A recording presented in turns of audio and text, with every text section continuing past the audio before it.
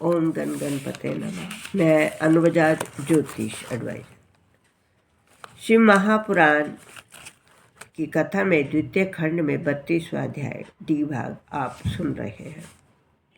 विष्णु जी के इस प्रकार कहने के उपरांत छू ने भी दधीची की स्तुति करते हुए कहा, हे मित्र, तुम मेरा अपराध क्षमा कर दो। तुम शिव जी के परम भक्त हो, तुम्हारा कथन सब प्रकार से श्रेष्ठ है। आपके धन्य भाग है। मैं आपके ऊपर शिव जी इस प्रकार दयालु है, मैं भली भांति समझ गया हूँ। तीनों लोकों में शिव जी के समान अन्य कोई नहीं। राजा छू के इन शब्दों को सुनकर दधीची ने उनके ऊपर कृपा दिखाई।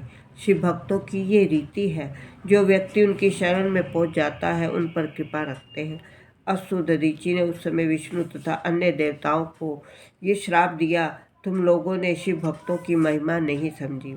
इस प्रकार तुमने शिवजी सदाशिव का निरादर किया है। अस्तु, तुम सब रुद्र क्रोध में पड़कर उनसे पराजित होंगे।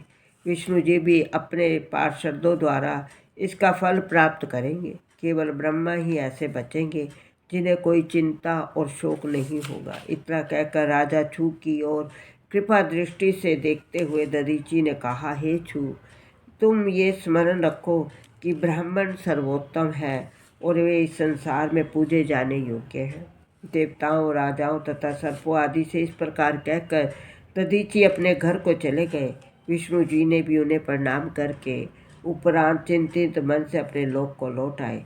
ब्रह्मा, विष्णु तथा सनकादिक को पहले तो अपने हृदय में बहुत ही ग्लानि तथा दुख हुआ, परंतु जब उन्होंने अहंकार रही शुद्ध बुद्धि से यह पहचाना कि शिवजी सबसे उत्तम है, तो उनका खेद नष्ट हो गया।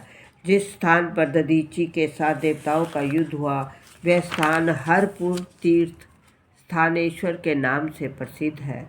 उस तीर्थ की सेवा करने के संपूर्ण दुख दूर हो जाते हैं।